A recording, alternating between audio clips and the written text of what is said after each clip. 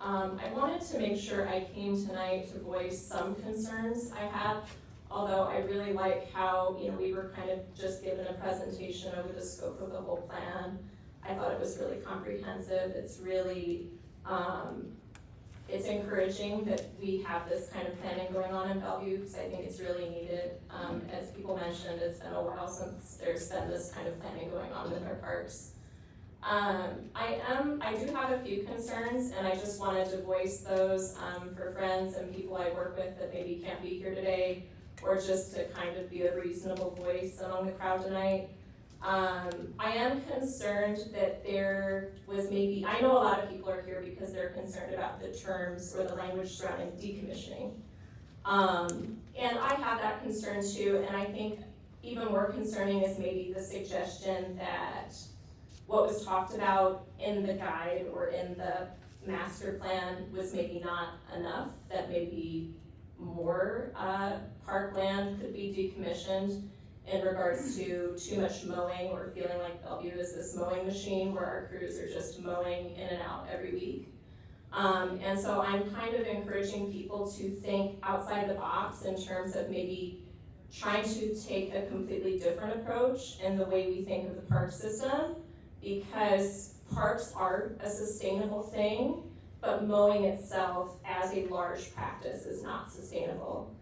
So a lot of the work I do is through the Bellevue Native Plant Society, and we're encouraging people, mostly suburban homeowners, to just take a different view when it comes to landscaping.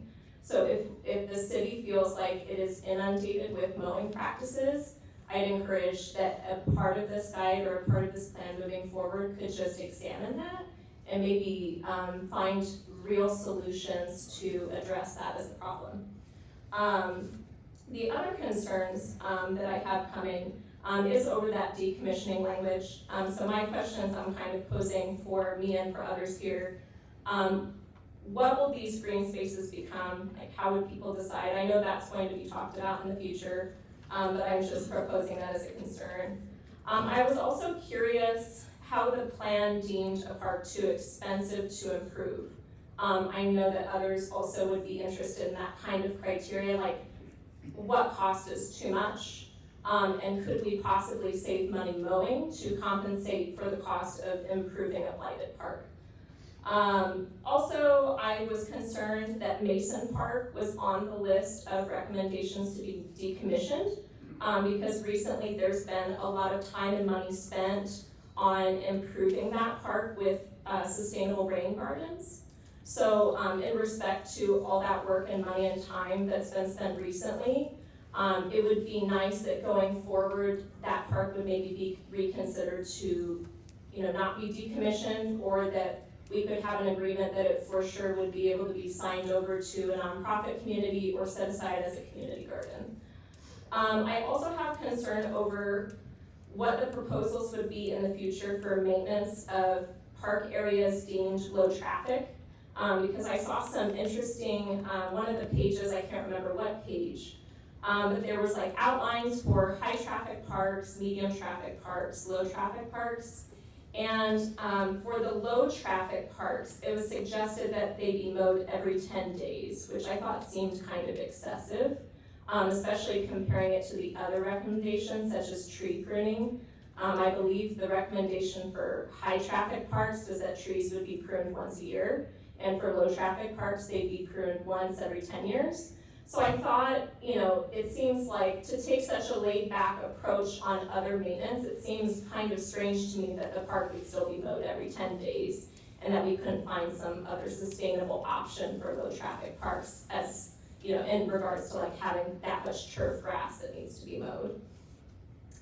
I also had concerns over the future talk and proposed maintenance over these natural areas, because I know firsthand that with natural areas, maintenance is really important. It just looks a lot different than getting a crew out with some mowing equipment and mowing. So weeding is really important.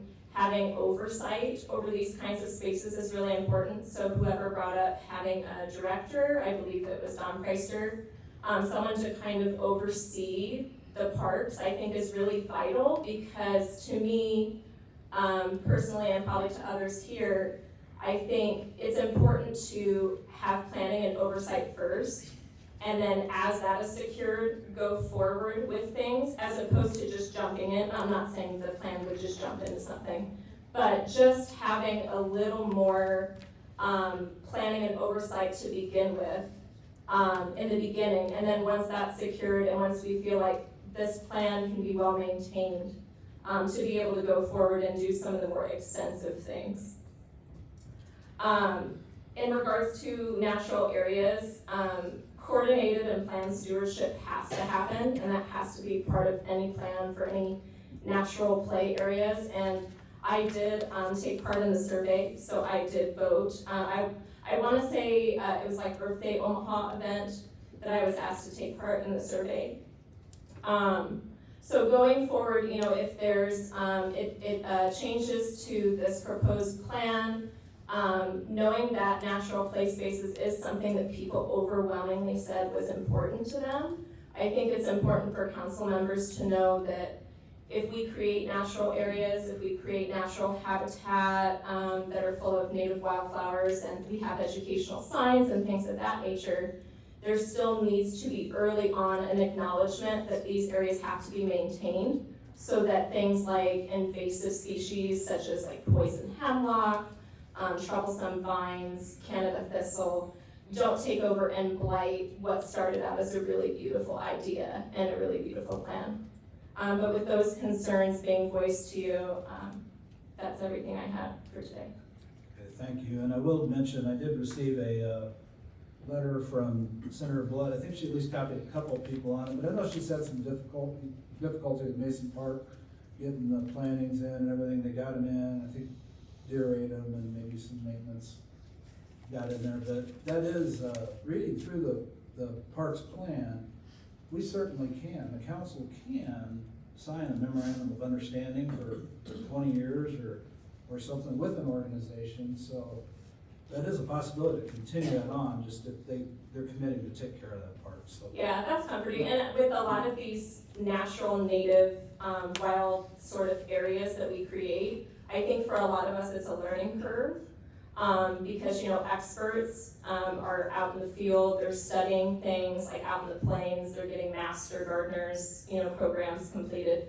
So a lot of the people with initiative and they're actually taking charge of local gardens like this, you know, it's a huge learning curve because it is so foreign to the process of just putting down some turf grass and mowing it. But it's comforting to know that the city will be open-minded to kind of preserving those kinds of projects going forward.